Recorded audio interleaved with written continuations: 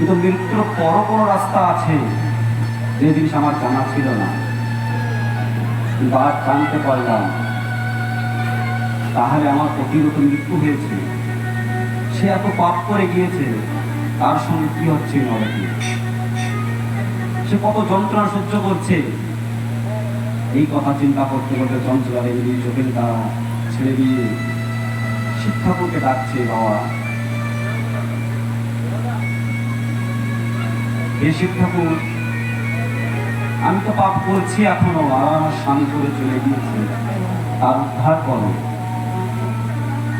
আমি তো জানি না মৃত্যুর পর কোনো রাস্তা আছে।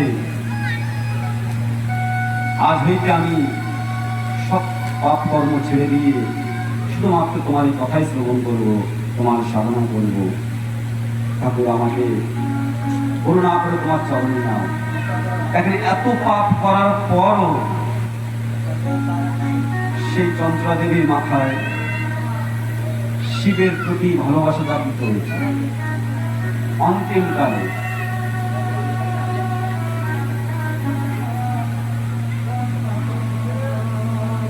তারপর যখন এই কথা পান্ডাল ভেঙে যায়, সবাই যার যার ঘরে ফিরে যায়, যে গায়ে পিঠে বসেছিলেন বক্তা, তার চরণ ধরে চঞ্চলা দেবী বলছে, বাবাজি আমাকে উদ্ধার করো, এই ঘোর সংকট হইতে আমাকে উদ্ধার করো এবং তোমার চরণে আমাকে স্থান দাও।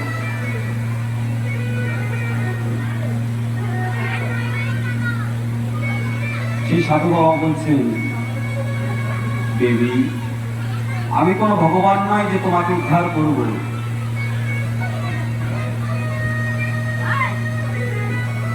তোমার উদ্ধার তোমাকেই করতে হবে। বলছে কি করে? বলছে তুমি সদা শিব ভজনা করো, শিবের মাথায় অভিষেক করো, তোমাকে শিব অবশ্য দর্শন দেবে এবং তোমার প্রতিরও উদ্ধার হবে। চঞ্চলা বলছে, স্বামীজি সত্যি বলছেন আপনি?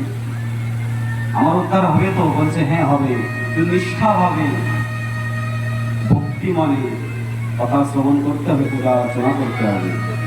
বলছে তাই হবে। এইভাবে চঞ্চলা দেবী যখন প্রতিদিন ওই মন্দিরেই থাকে এবং মন্দিরে যে কাজকর্ম থাকে ওইগুলো করা আরম্ভ নেয়। মন্দিরে বাসন মাজা, ঝাড়ু পোছা করা, এই কাজগুলো চঞ্চলা দেবী শুরু করে। আর ওই মন্দিরে প্রসাদ গ্রহণ করে, আর সদা সর্বদাই মন্দির থেকে বাবাদের মুখ থেকে এই শিব কথাই শ্রবণ করে। এই শিব কথা শ্রবণ করতে করতে করতে করতে তার মৃত্যু সম্মুখে আসে। দাঁড়িয়ে বলছে, চঞ্চলা তোমার সময় হয়ে গেছে দেবী, তুমি এবার চলো। তাকিয়ে দেখে খুব সুন্দর, দেখতে খুব সুন্দর, কিন্তু পোশাক তাদের অত সুন্দর নয়। দুজন লোক এসে চঞ্চলাকে ডাকছে, দেবী তোমার ডাক এসে গেছে, তুমি চলো। চঞ্চলা তাকিয়ে দেখে, মুখের থেকে দেখতে সুন্দর মুখ, কিন্তু বসন নেই তার গায়ে, গায়ে ভস্য লাগানো এবং জটা জটা মাথায়। দেখে অদ্ভুত রূপ থেকে বলছে, তোমরা কারা, কোথায় থাকো? বলছে আমরা শ্মশানবাসী, আমরা শ্মশানে থাকি। বলছে আমাকে কোথায় নিয়ে যাবে? শ্মশানে। বলছে না, শ্মশানে আমরা কেন তোমাকে নিয়ে যাবো? তোমাকে তো শ্মশানে তোমার সম্বন্ধে যারা তারা নিয়ে যাবে, আমরা দুজনে তোমাকে শিবলোক নিয়ে যাওয়ার জন্য এসেছি। বলছে শিবলোক? বলছে হ্যাঁ। বলছে এইমাত্র তোমরা বললে যে আমরা শ্মশানবাসী। বলছে হ্যাঁ, আমরা শ্মশানেও থাকি আর কৈলাসেও থাকি, কেননা আমাদের ভূতনাথ সর্বদা শ্মশানে থাকে, আর আমাদের নাথ যেখানে আমরাও সেখানেই থাকি।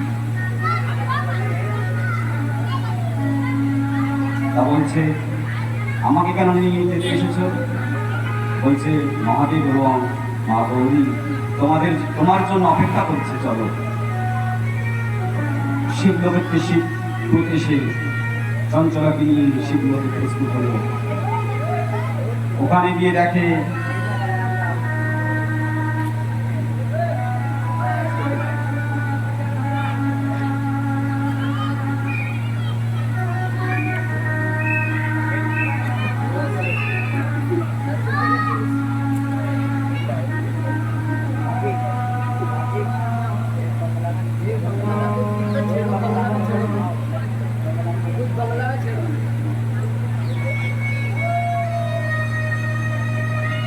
তাই চঞ্চলা দেবী যখন কৈলাস পর্বতে এসে দেখে শিব পার্বতী দুজন বসে আছেন, এসে দুজনের চরণে রুখে পড়ে বলছে, আমি এত ব্যভিচারী দুরাচারী স্ত্রী, আমাকে কেন এই কৈলাস পর্বতে নিয়ে এসেছো? আমাকে তো নরকে যেতে হয়। বলছে তুমি কোথা থেকে জানো? বলছে আমি কথাই শুনেছি, যারা পাপ করে তারা নরকে যায়, কিন্তু আমি তো কোনোদিন ভালো কাম করিনি। আমার মা পার্বতী বলছেন, চঞ্চলা, অন্তিমকালে যে আমার শরণ নেয় আমি তাকে আমার চরণে ঠাই দিই।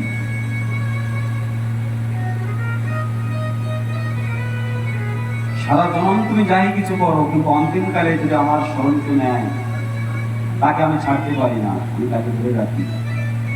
তুমি সারা জনম পাপ করেছো, কিন্তু অন্তিম সময় এসে তুমি আমার মন্দিরে সেবা করেছো, যার জন্য আমি বাধ্য তোমার জন্য। তুমি আমার সঙ্গে এই কৈলাস ভবনে থাকবে। চঞ্চলা দেবী মনে মনে ভাবছে না, চোখের ঝড় ছেড়ে দিয়ে বলছে, এই তো সুযোগ আমার স্বামীর কথাও জানার, আমার স্বামী কোথায়। চঞ্চলা দেবী মার কাছে শুনছে, মা, ভূলোকে আমি যখন ছিলাম দাম্পত্যের জীবনে আমার এক স্বামী ছিল, যার নাম বিন্দু ব্রাহ্মণ। সে এখন কোথায়, কি অবস্থায় আছে সে? বলছে, তাই তোমার স্বামীর খবর দিতে চাও? তোমার স্বামী ওই দেখো হিমালয় পর্বতে ভূত প্রেত তাদের সঙ্গে বিরাজ করছে এবং নরক যাতনা সহ্য করছে। কেন সে অন্তিম সময় তো আমার স্মরণ নিয়ে নিয়েছে। বলছে, মা, কোনোভাবে আমার স্বামীকে উদ্ধার করো।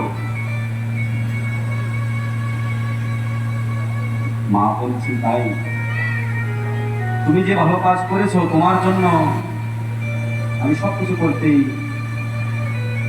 প্রস্তুত, কিন্তু তোমার স্বামী কি করে সে মুক্তি লাভ হবে তার উপায় বলছি আমি। তুমি যাও,